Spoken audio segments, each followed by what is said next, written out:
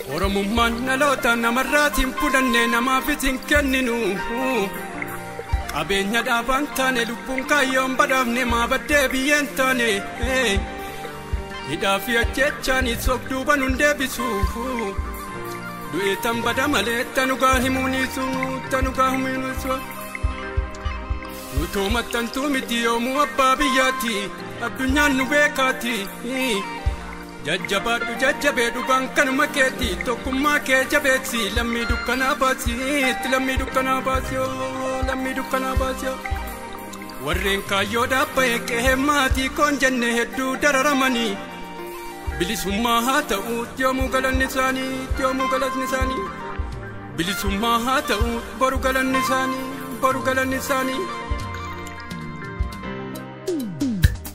Oboleen jalagala dafiitii nu kakkabii uumesaan bara dheeraa lammiin keelee boteera lammiin keelee boteera gaafa roobni keroobu bakka akkam buunamu lafta akka sirbuuta namna akka iyyuuta.